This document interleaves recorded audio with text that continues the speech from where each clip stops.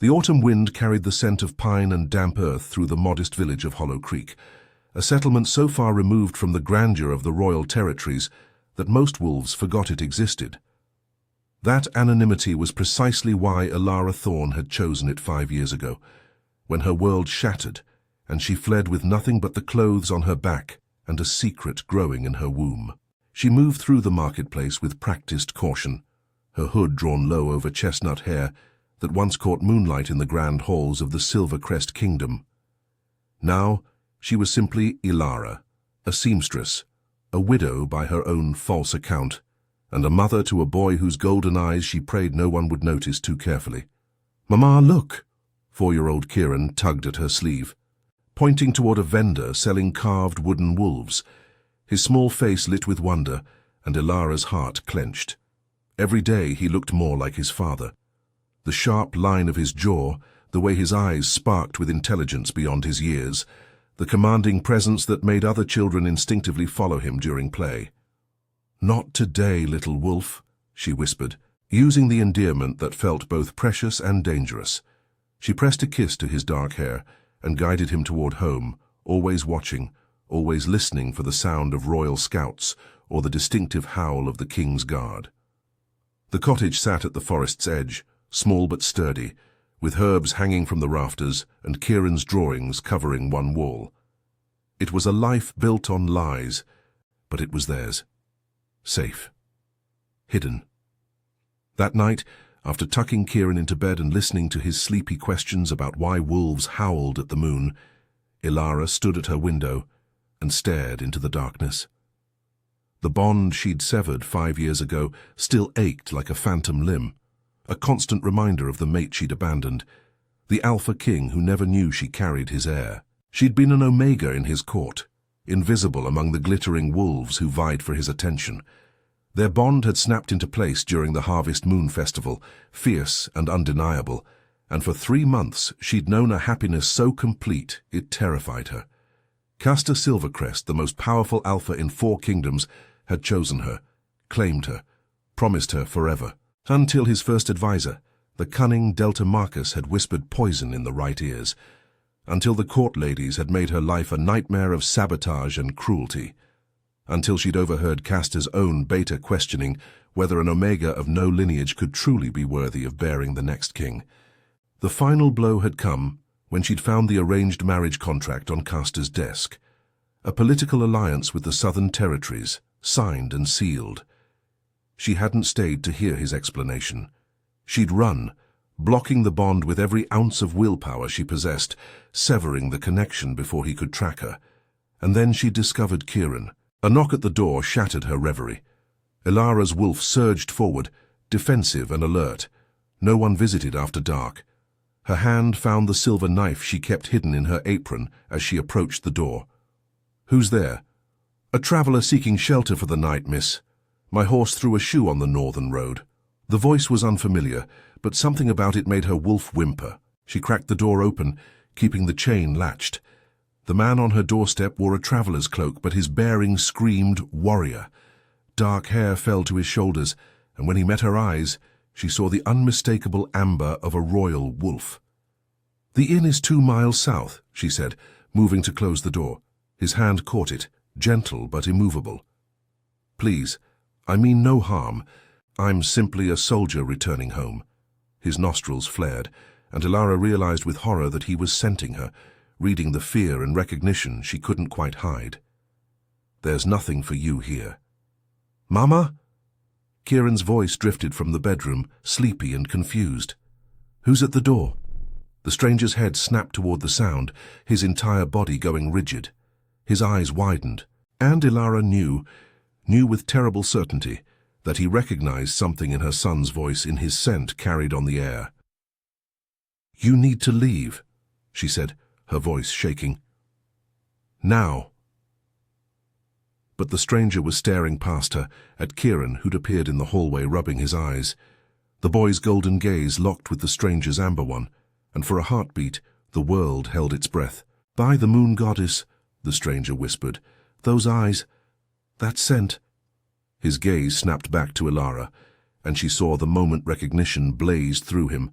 "You're her. the Omega who vanished, the king's lost mate. Ilara slammed the door, throwing the bolt, but they both knew it was futile. She scooped Kieran into her arms and ran for the back entrance, her mind racing through impossible options. They had minutes, maybe less, before every royal wolf within 50 miles descended on Hollow Creek, because this stranger wasn't just any soldier. The formal way he'd assessed Kieran, the authority in his bearing despite his humble words, he was one of the king's scouts, and he'd just found the secret that could destroy everything. She burst into the forest with Kieran clinging to her neck, running on instinct and desperation, knowing that come sunrise, her carefully constructed life would crumble. The Alpha King would come. And when Castor Silvercrest discovered his son, the heir he never knew existed, there would be nowhere left to hide. Chapter 2. The King's Arrival. Dawn broke over Hollow Creek with an ominous stillness, as if the forest itself held its breath. Ilara hadn't stopped moving all night, following old deer trails deeper into the wilderness with Kieran asleep against her shoulder. But as the first rays of sunlight pierced the canopy, she felt it. A tremor through the earth, the thundering approach of wolves running in formation. The king's guard had arrived. She stumbled into a clearing, her legs finally giving out beneath her. Kieran stirred, his small hand clutching her shirt. "Mama? Why are we in the woods?" "Hush, little wolf." She stroked his hair, memorizing the feel of him in her arms, knowing these might be their last moments of peace. Everything will be all right. The lie tasted bitter, but what else could she say? That his father, a king he'd never met, was hunting them. That the life she'd built to protect him was shattering.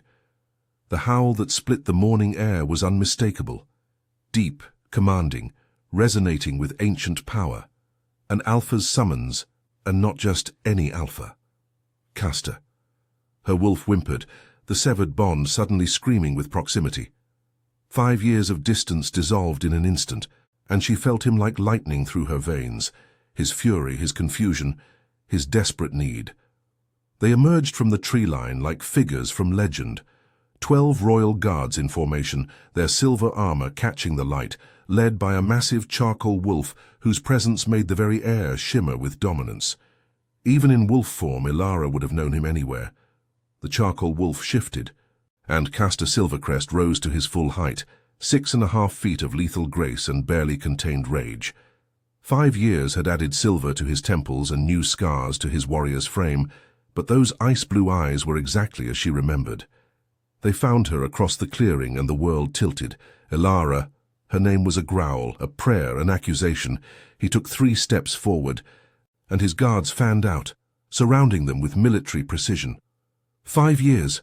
5 years I searched every territory, every hidden village, every goddess-forsaken corner of this kingdom, and you were here, 30 miles from the border. She stood on shaking legs, placing herself between Kieran and the approaching king. You shouldn't have come. Shouldn't have. His laugh was harsh, brittle with fury. You're my mate. You vanished without a word, leaving me half alive, and you dare tell me I shouldn't have come?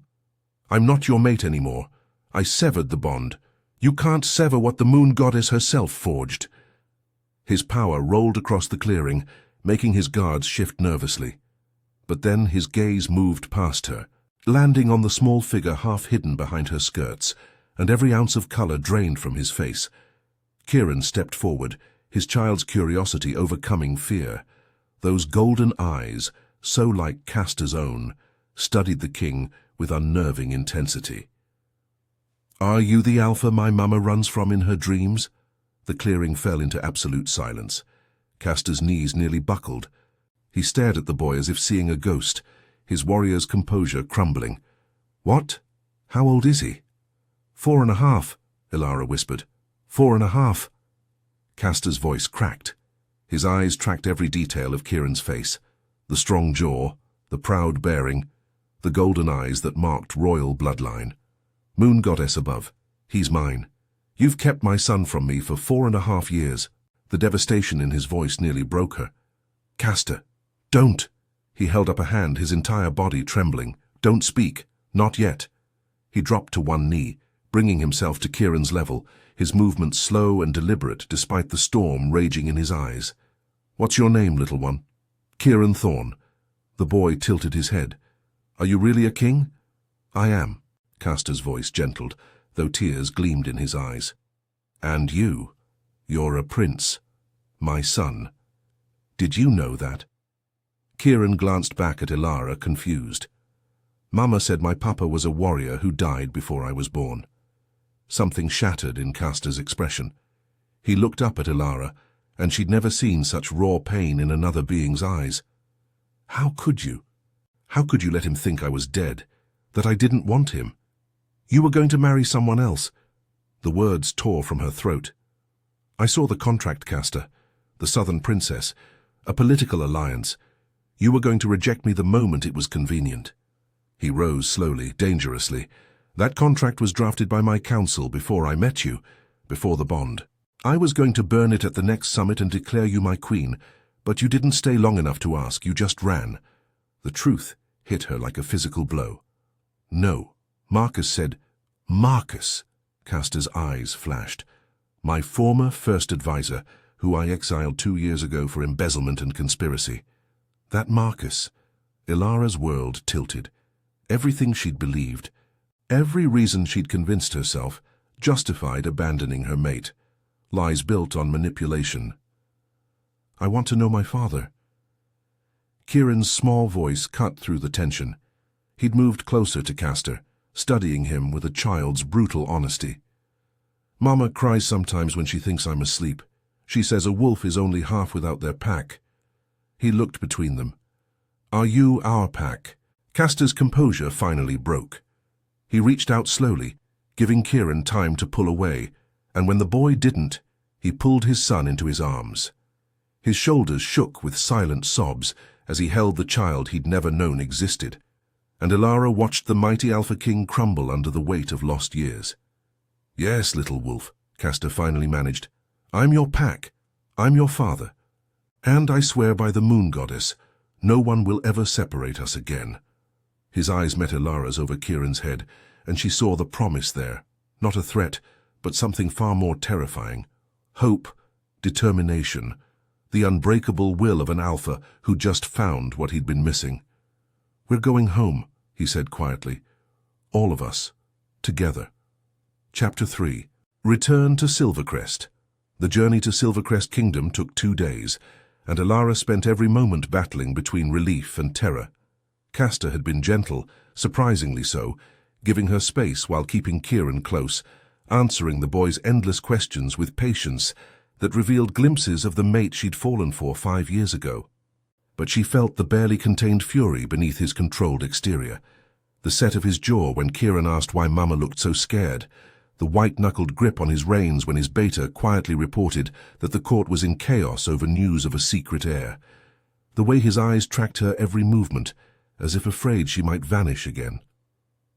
They crested the final hill at sunset, and Silvercrest Palace rose before them, a sprawling fortress of white stone and soaring towers, banners bearing the silver wolf sigil snapping in the wind.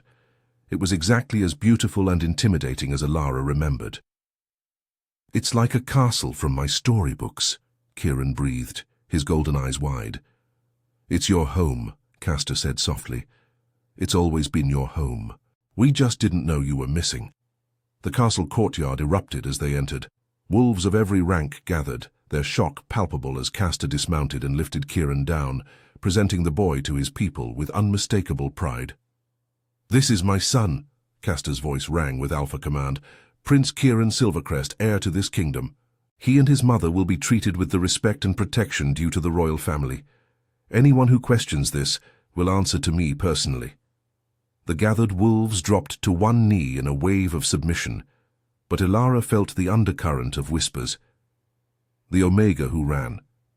The king's lost mate. The child hidden for years. She'd become a scandal, and Kieran a miracle wrapped in controversy. Inside the palace, familiar hallways triggered memories she'd tried to bury. The moonlit corridor where Castor had first kissed her. The garden where they'd walked for hours, talking about everything and nothing. The grand hall where she'd felt the court's disdain like physical blows. Castor led them to the royal wing, to a suite of rooms that took Ilara's breath away. These were prepared for my queen, he said quietly. They've sat empty for 5 years. He knelt before Kieran again. Your room is through that door, little wolf. There are toys and books, and tomorrow we'll make sure you have everything a prince needs. Can I see? Kieran looked to Elara for permission, still uncertain in this overwhelming new world. She nodded, and he disappeared through the door with a child's resilient excitement. The moment they were alone, the temperature in the room dropped. Castor turned to face her fully, and the Alpha King was back. No more gentle father, no more patient mate. Now, you're going to tell me everything. Every reason, every fear, every lie that convinced you taking my son was justified. Castor, you stole 4.5 years of his life from me. His roar shook the windows. 4.5 years of first words and first steps and bedtime stories. 4.5 years of watching him grow, teaching him about his wolf, being his father. You took that, Elara. You took everything. Tears streamed down her face. I thought I was protecting him. Marcus showed me documents, witnesses who swore you called me a mistake. He said the council demanded you choose between me and your throne, and you chose the throne. He said the Southern Princess was already on her way for the wedding. And you believed him? Without asking me? Without giving me a chance to defend myself? You were surrounded by wolves who hated me, she shot back. Every day was another humiliation. My clothes torn, my food poisoned, rumors that I'd used dark magic to trap you. And you were always so busy, always pulled away by council meetings and border disputes. I felt invisible, Castor. I felt like a burden you were too honorable to reject outright. He staggered back as if struck. Invisible? You were the only thing I saw. Every decision I made was colored by you. How to keep you safe. How to root out the conspirators making your life hell. How to strengthen my position so no one could ever question your right to stand beside me. His voice broke. I was preparing to execute 3 high-ranking nobles for their treatment of you. I was going to announce our formal mating at the winter solstice and dare anyone to challenge it. But you were already gone. The weight of misunderstanding crushed her. I didn't know. Because you didn't trust me. He turned away, his shoulders rigid. You didn't trust our bond. You didn't trust that I would fight for you. I was terrified. The confession ripped from her soul. I was a nobody Omega who somehow caught the attention of a king. It felt like a dream I'd wake from any moment. And when Marcus showed me that contract with your signature, forged. Castor's voice was hollow. He confessed before I exiled him. He'd forged documents, bribed servants, orchestrated everything to drive you away. He wanted to install a puppet queen he could control, and you were too strong, too important to me, so he broke you instead. Elara's knees gave out. Castor caught her before she hit the ground, his arms wrapping around her despite his anger. She felt the bond thrumming between them, damaged but not destroyed, reaching desperately for connection. I'm sorry, she sobbed against his chest. Moon goddess, Castor, I'm so sorry. I thought I was protecting our son. I thought he'd be safer away from court politics and assassination attempts. You thought wrong. But his arms tightened around her. You should have been here, protected by me, by my guards, by the full might of this kingdom. Instead, you were alone in a cottage at the forest's edge, raising our son with nothing, and I— His voice cracked. I was going mad. The bond felt dead, but my wolf refused to believe it. Every full moon I'd shift and run toward where I last saw you, howling for a mate who'd never answer. They held each other as 5 years of pain bled between them. Outside, the sun set fully, and moonlight streamed through the windows. Through the door, they could hear Kieran exclaiming over something he'd found in his new room. What happens now? Elara whispered. Castor pulled back, cupping her face in his hands. His eyes held steel and heartbreak in equal measure. Now? Now you stay. You face what you ran from. You let me be a father to our son. His thumb brushed her cheekbone. And you decide if you can ever trust me enough to truly be my mate again, because I never stopped loving you, Elara. But trust has to be rebuilt. She nodded, knowing he was right. Knowing they had a long road ahead. Mama, Papa! Kieran burst from the bedroom, his face alight. There's a wolf carved into the headboard that looks just like Papa, and someone left toy soldiers, and the view shows the whole kingdom. Castor's expression transformed. becoming soft with wonder as Kieran grabbed his hand. "Come see. You have to come see." And as Ilara watched her mate and son disappear into the bedroom, she felt the first fragile stirrings of hope. They were broken, but they were together. And maybe, just maybe, that was enough to start healing. Chapter 4. The Moon Goddess's Design. 3 weeks passed in a blur of adjustment and revelation. Kieran adapted to palace life with a child's remarkable resilience, charming nobles and servants alike, with his quick mind and genuine kindness. He spent mornings in lessons with Castor, learning pack lore and combat stances far too advanced for his age, yet he absorbed everything with preternatural focus. Ilara watched their bond strengthen with bittersweet joy. Castor was everything she'd hoped he'd be as a father, patient, playful, fiercely protective. But between them remained a chasm of hurt, too deep to cross easily. Until the night of the blood moon. The sacred ceremony happened once every 5 years, a night when the moon goddess's power ran strongest, when bonds could be tested and renewed, when truth rose to the surface no matter how deeply buried. Ilara stood in the ceremonial gown that had been prepared for her 5 years ago, silver silk that caught moonlight like water. Around her the entire kingdom gathered in the sacred grove, wolves in both skin and fur forming circles around the central altar. Castor approached in formal regalia, a silver circlet marking his status as Alpha King. But his eyes held only her. "You don't have to do this," he said quietly. "The ceremony can wait. We can take more time." "No," she found her courage. "We need this. Our son deserves parents who are truly bonded, not living in past pain." The High Priestess, an ancient she-wolf whose eyes held centuries of wisdom, beckoned them forward. "Castor Silvercrest, Ilara Thorn, you come before the Moon Goddess with a bond damaged by deception and fear. Tonight, under the blood moon's light, all will be revealed. Do you consent to the goddess's judgment?" "I consent," they said in unison. The priestess cut their palms, joining their hands so blood mingled. The moment their skin touched, power exploded through the grove. Ilara gasped as visions flooded her mind, not her memories but Castor's. She saw him the night she'd vanished, tearing through the palace in a panic, his anguished howls echoing for hours. She felt his devastation as he realized she'd severed the bond, the physical agony that nearly killed him. She watched him spend years searching, refusing to give up hope even when his beta begged him to move on. And she saw the truth of that contract, saw him burn it in his private chambers the day after their bond formed, saw him tell his council in no uncertain terms that he would accept no arranged marriage, that his Omega was his queen, and they would respect her or face his wrath. She saw him execute Marcus personally when the conspiracy was revealed, saw him keep her rooms pristine, fresh flowers on the nightstand every day for 5 years, saw him sit in the window seat where she used to read, talking to her as if she could hear, telling her about his day, begging her to come home. "He never stopped loving you," the priestess's voice echoed. "He never betrayed you, and now you see the truth." The visions shifted, and Castor suddenly saw through her eyes the systematic harassment she'd endured, the fear that consumed her, the moment she'd found the forged contract and felt her world shatter. He felt her terror when she'd discovered she was pregnant, knowing that announcing it would make her and the child targets. He experienced her lonely years in Hollow Creek, every birthday she'd celebrated alone with Kieran, every moment she'd ached for the bond she'd severed. When the visions faded, they were both on their knees, sobbing. "I'm sorry," Castor choked out. "I should have protected you better, should have rooted out the conspiracy sooner, should have made you feel safe enough to stay."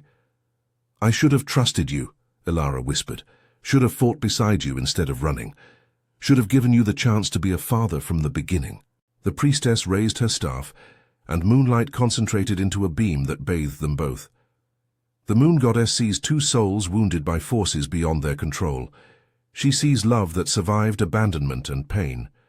She sees a bond that refused to break even when severed by force. Do you, Castor and Ilara, choose to renew your bond? To face the future together, learning from the past but not imprisoned by it? Castor cupped Ilara's face, his eyes shining with tears and hope. "I choose you. I've always chosen you. In this life, and every life to come.